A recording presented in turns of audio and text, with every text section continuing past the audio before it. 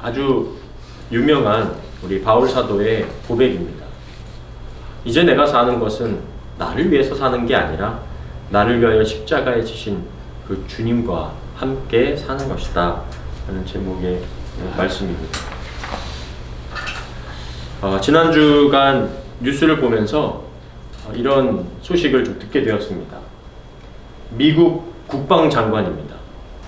이런 전쟁에 큰 책임을 담당하고 있는 미국의 국방장관이 한 말입니다. 우리 병사들이 자비를 베풀 가치가 없는 사람들에게 압도적인 폭력을 가하기를 기도한다. 모든 총알이 적에게 명중하길 바란다. 이 마지막이 굉장히 재밌는데요. 위대하고 강력한 예수 그리스도로 담대한 확신을 가지겠다 이런 얘기입니다. 예수님의 이름을 직접 거명하면서 이란과의 전쟁에서 예수의 이름으로 임하겠다. 이렇게 아주 대놓고 표현했습니다. 한쪽에서 미국의 이 극우에 있는 사람들에게는 굉장히 믿음이 있는 사람처럼 보여질 것입니다. 그런데 이 한편에서는 이번에 교황이 이렇게 얘기를 했죠. 예수님이 그런 기도를 듣겠나? 예수님의 이름으로 누구를 죽이겠다고 하는, 예수님의 이름으로 한 나라를 없애버리겠다고, 폭력을 가하겠다고 하고 석기 시대로 돌려버리겠다고 말하는 그런 자들의 믿음이라고 표현하는 이런 말을 예수님이 그 기도를 들으시겠나? 라고 이 성명을 발표했습니다.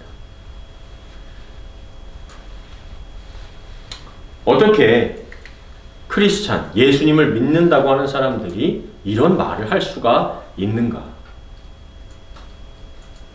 어쩌면 믿음이라고 포장된 자기의 어떤 마음, 자신의 욕심, 탐욕, 정복하고자 하는 야욕을 담아서 예수님의 이름으로 포장해서 말하고 있는 그런 모습이라고 할 수가 있을 것입니다. 그런데 지금 이런 모습은 비단 오늘의 아주 깜짝 놀랄 만한 이런 일은 아닙니다. 가깝게는 세계 2차 대전 때도 역시 지난번 말씀드렸던 대로 이런 믿음을 가지고 자기네들만 특별히 하나님께서 선택하신 민족인 것처럼 해서 유대인들을 없애버리려고 했던 600만 명의 유대인을 가스실에서 학살했던 독일 나치도 그렇게 했었고요. 또 돌아가 보면 십자군 전쟁이라는 역사에 아주 지울 수 없는 전쟁이 있었습니다. 성지 예루살렘을 이슬람에서 탈환해야 된다라는 그런 목적을 가지고 약 200년 동안이나 8차에 걸쳐서 벌였던 십자군 전쟁이 있었습니다. 그 모토도 똑같습니다. 예수님의 이름으로 임하겠다라고 하는 미국과 비슷한 말을 했습니다. 하나님이 원하신다. 하나님이 이 전쟁을 원하신다. 그래서 살인과 약탈과 폭력 행하는 것이 그것은 지금 너희들이 거룩한 행위를 하고 있는 것이다. 이렇게 말했습니다.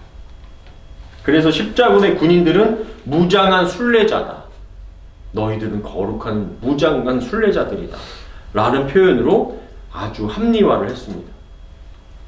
교황은 이렇게 얘기했습니다. 전쟁에 참여하는 자의 죄는 과거와 현재와 미래까지도 모두 용서될 것이다.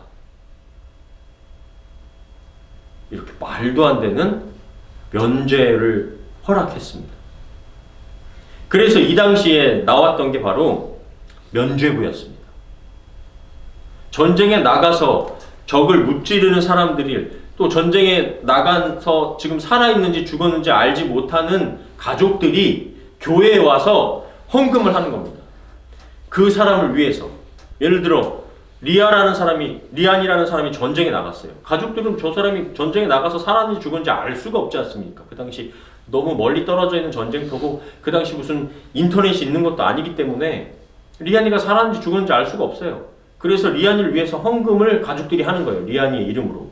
그러면 그 헌금 동전이 헌금함에 떨어져서 땅그랑 소리를 내면 그 리안이의 영혼이 천국으로 올라간다.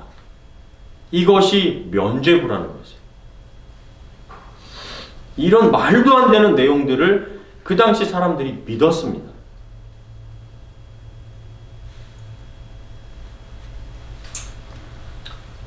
그런데 너무나 재밌는 건 점점 전쟁이 벌어지면 벌어질수록 이 전쟁이 어떻게 되느냐, 4차 전쟁은 그리스도교, 예수님을 믿는 사람들끼리 서로 전쟁을 벌이게 되었습니다.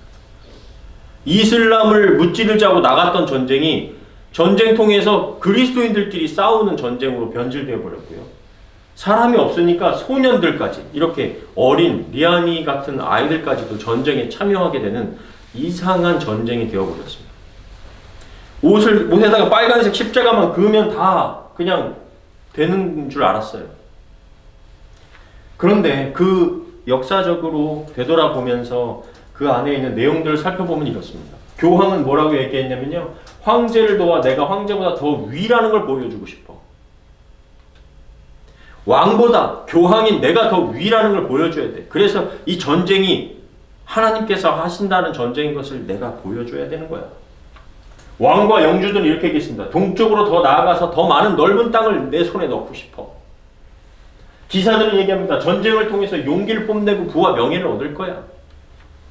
상인들은 원정을 통해서 물건을 많이 팔게 될 거야. 농민들은 힘든 농사일에서 벗어날 수 있는 기회야. 각자 다른 생각들을 갖고 있었어요. 이 전쟁을 통해서. 지금 예수님의 이름으로 벌인다는 그 전쟁도 마찬가지 아닙니까? 미국이 이 모든 경제를 내 손을 통해서 쥐어야지. 중국을 견제해야지. 이란을 견제해야지. 그런 어떤 목적과 야욕을 가지고 벌이고 있다는 것입니다.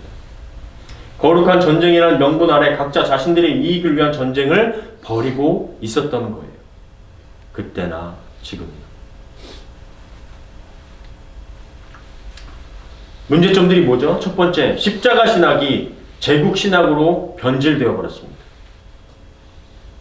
누군가를 위해서 희생하고 예수님이 우리를 위해서 죽어주셨던 그 십자가의 신학이 모든 영광을 취하는 우리 그룹이, 우리 나라가, 우리 제국이 성공하고 번영하는 걸로 바뀌어버렸어요. 원수 사랑이 복수와 폭력으로 바뀌었고요. 약한 자들과 함께한 주님이 가해자가 되어버렸어요. 주님은 더 낮은 곳으로 갔고 약한 자들을 위해 내려갔고 우리를 위해 죽기까지 하셨는데 약하고 부족하고 힘없는 자들을 그 땅에 폭탄을 떨어뜨리는 일에 주님이 마치 허락을 해주신 것처럼 그렇게 가해자가 되어버렸습니다. 우리 기독교는 누가 적인가, 누구를 제거해야 되는가, 누구에게 압제를 해야 되는가를 묻는 것이 아니라 어떻게 사랑할 것인가를 고민하고 기도해야 되는 것이 바로 이 자리입니다. 우리 지난주 봤던 것처럼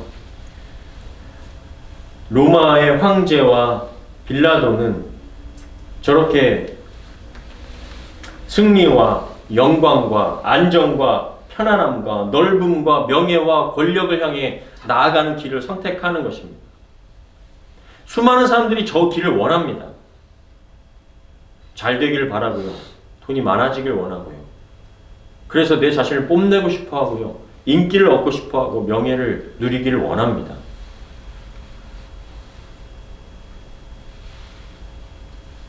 그런데 우리 주님은 십자가의 길을 가셨고 좁은 길을 선택하셨고 고난과 섬김을 선택하신 것이죠. 그리고 자신을 부인하고 최종적으로 희생을 하신 것입니다.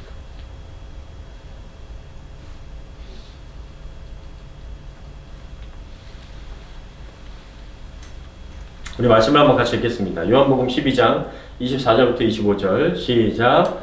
내가 진실로 진실로 너희에게 이르노니 한 알의 밀이 땅에 떨어져 죽지 아니하면 한 알 그대로 있고 죽으면 많은 열매를 맺느니라. 자기의 생명을 사랑하는 자는 잃어버릴 것이요 이 세상에서 자기의 생명을 미워하는 자는 영생하도록 보존하리라. 아멘. 우리는 죽지 않고 많은 열매를 맺고 싶어 합니다. 우리는 십자가를 또 고난을 희생을 하지 않고 내가 원하는 것, 내가 바라는 것을 얻고 싶어 합니다. 그런데 그런 인생은 없습니다.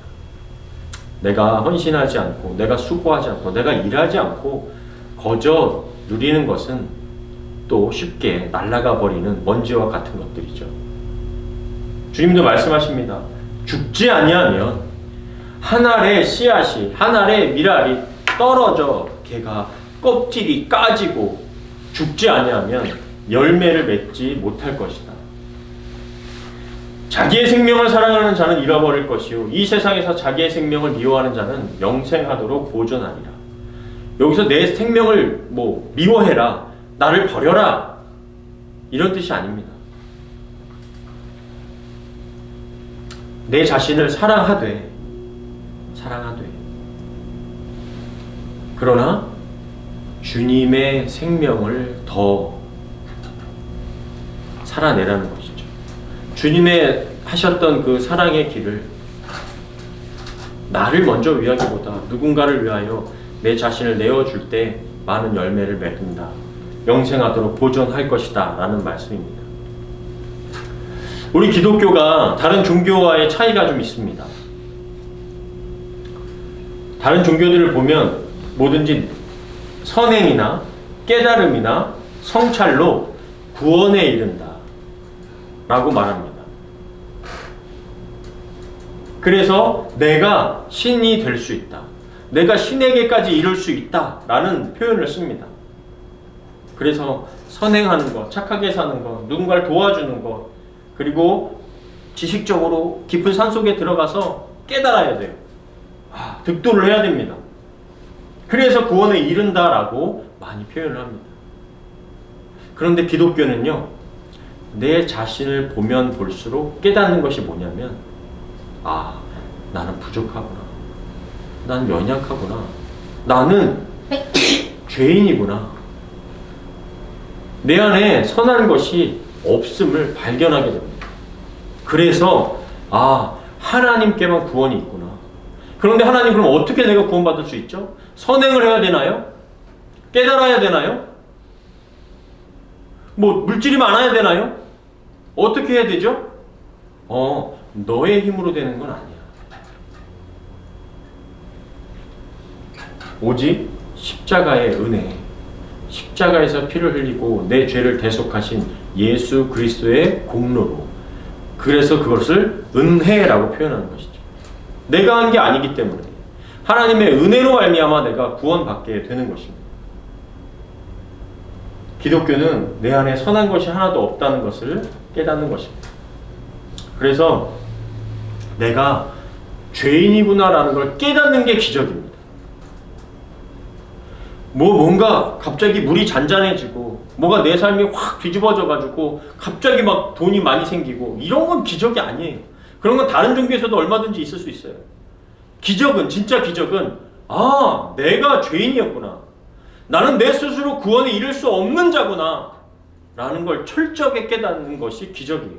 그래서 예수 그리스도를 바라보게 되는 것, 그것이 기적이라는 거예요.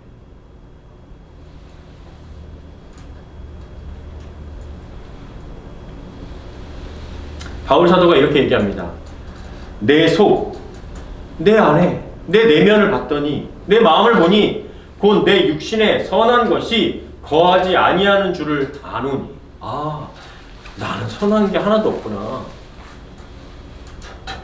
나 안에 착한 마음이라는 게 도대체 없구나. 아주 희미해요. 뿌예요. 잘 보이질 않아요. 원함은 내게 있으나 그래, 착하게 좀 살아보려고 하는데 선을 행하는 건 없구나. 이것이 인간이구나. 내가 원하는 바 선은 행하지 아니하고, 내가 예수님을 만났다고 하는 사람인데도 불구하고 내가 원하는 바, 그래 나 예수님 만났으니까 이제 착하게 살아볼게요, 선하게 살아볼게요 하느나 선은 행하지 않고 행함까지 나가질 않는 거죠. 도리어 원하지 않는 바 악을 행하는도다.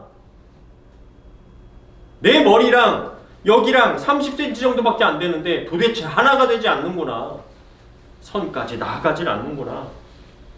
만일 내가 원하지 아니하는 그것을 하면 이를 행하는 자는 내가 아니요 내 속에 거하는 죄니라. 나 원하지 않았는데 악한 것을 하고 있는 걸 보니 이건 내가 아니라 내 죄구나.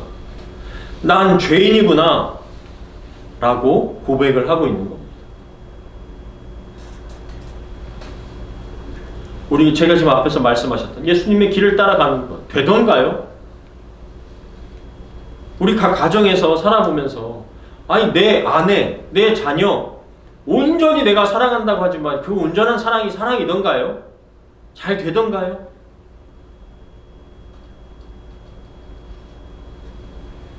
쉽지 않다는 거. 아, 안 되는구나를 보게 되는 거죠.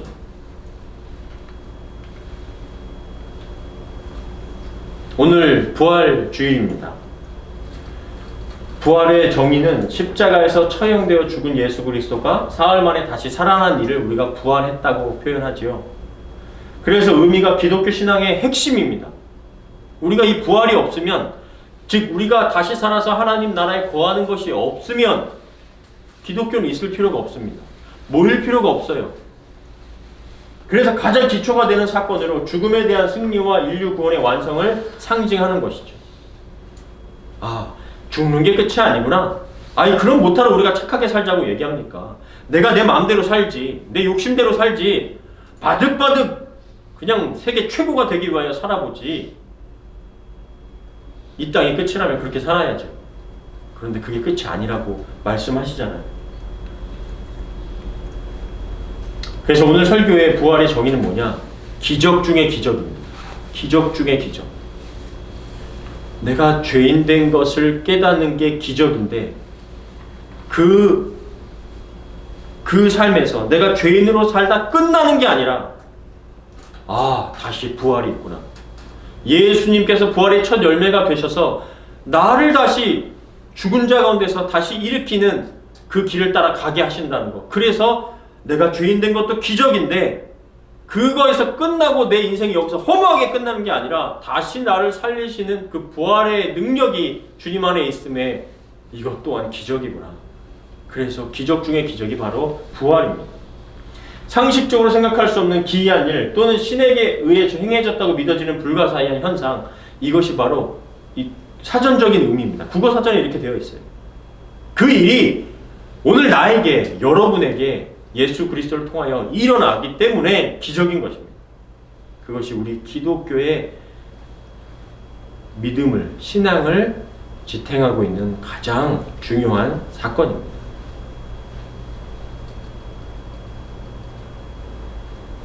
여러분, 우리가 기독교의 가장 중요한 부활의 사건을 믿으면서 살아가는 것, 그래서 부활신앙으로 산다는 것, 그것이 무엇일까요? 우리 한번 같이 읽겠습니다. 요한복음 17장 3절 시작. 영생은 곧 유일하신 참 하나님과 그가 보내신 자 예수 그리스도를 아는 것입니다. 아멘. 영원한 생명을, 부활을 우리에게 다시 허락하실 것인데 그것은 유일하신 참 하나님과, 세상에 무슨 다른 신이 있는 게 아니라 유일하신 참 하나님과 그가 보내신 자 예수 그리스도를 아는 것이다. 우리가 금요일날 가족들끼리 이 말씀을 좀 나눴습니다. 예수 그리스도를 안다고 했을 때 그냥 우리가 머리로 예수님 아세요? 예, 저 알아요, 예수님. 옛날 2000년 전에 뭐 이 땅에 오셨던 분이잖아요. 라고 그렇게 아는 건 여기서 말하는 그 아는 것이 아니다. 여기서 말하는 안다는 건 관계를 표현하는 겁니다. 마치 우리 고모부와 고모가 지금 수십 년 동안 함께 사시면서 서로를 알듯이. 그냥 제가 단순히 뭐 누구 어떤 사람 알아요? 뭐 예를 들어 이재명 대통령 알아요? 뭐 그 전에 누구 뭐 박근혜 대통령 알아요? 알죠? 압니다. 우리나라 대통령이었어요. 몇 대 대통령이었습니다. 압니다. 그런데 제가 그분이 뭘 좋아하는지, 그분이 뭘 싫어하는지, 뭐 잠은 몇 시에 자는지, 몇 시에 일어나는지, 뭘 어? 먹는지. 뭘 먹는지, 뭘 아는지 모르는지 모릅니다. 그건 아는 게 아니죠. 그냥 이름만 알 뿐이죠. 여기서 안다는 건 예수님과 내와의 관계가 있다는 거예요. 주님이 뭘 좋아하시는지, 뭘 싫어하시는지, 주님이 나에게 뭘 원하시는지, 원하지 않으시는지, 그것을 서로 관계 속에서 아는 것을 진짜 안다고 하는 거예요. 그러한 알미 저와 여러분에게 있기를 소망합니다. 부활신앙으로 산다는 것, 세 가지를 좀 정리해 봤습니다. 첫 번째, 부활신앙은 나의 승리만을 위해서 사는 신앙이 아니라 나를 부인하고 부활하신 주님의 생명이 내 삶을 통해 드러나는 겁니다. 그건 주님과의 관계가 있을 때 가능하죠. 두 번째, 부활신앙은 이 땅에서 나의 영광만을 위해 사는 것이 아니라 이웃을 사랑하고 십자가의 좁은 길로 나아가는 거예요. 오직 그냥 나만을 위해 사는 게 아니라는 거예요. 누가 나를 뭐라고 하면 그냥 그 안에서 그냥 분노가 일어나고 폭발이 일어나고 누가 나 뭐 주지 않나, 뭐 누가 나를 위해서 뭘 해주지 않나, 오직 나만을 위해서 사는 삶이 아닙니다. 마지막 세 번째, 부활신앙은 고난 없는 영광을 구하는 것이 아니라 십자가를 통과한 부활의 영광을 소망하는 것입니다. 우리가 첫 번째, 두 번째 삶을 살다 보면 어려움이 옵니다. 왜? 오직 나만을 위해서 사는 게 아니기 때문입니다. 다른 누군가를 위해 고민하고 기도하고 생각해 주다 보면 내가 지칠 수 있고 힘들 수 있습니다. 원하지 않는 피해를 볼 수도 있습니다. 그런 십자가를 통과하자 주님이 말씀하시는 거예요. 주님이 그 길을 가셨기 때문에 우리도 그 길에 함께 동참하기를 원하고 바라시는 줄 믿습니다. 그래서 그것을 통과할 때만 우리가 부활의 영광을 누릴 수가 있습니다. 세상 사람들 살듯이 똑같이 그렇게 살다가 주님 앞에 갈 수가 없는 거죠. 어렵습니다. 쉽지 않습니다. 주님도 그래서 십자가 지시기 전에 정말 땀방울이 핏방울이 되도록 그렇게 기도하셨습니다. 우리가 예수님의 삶을 온전히 살아내기란 불가능할 수 있습니다. 하지만 그것을 조금이라도 우리가 흉내라도 또 닮아가기 위하여 애쓸 수 있는 저와 여러분들 다 되시기를 주님의 이름으로 간절히 축원합니다. 아멘.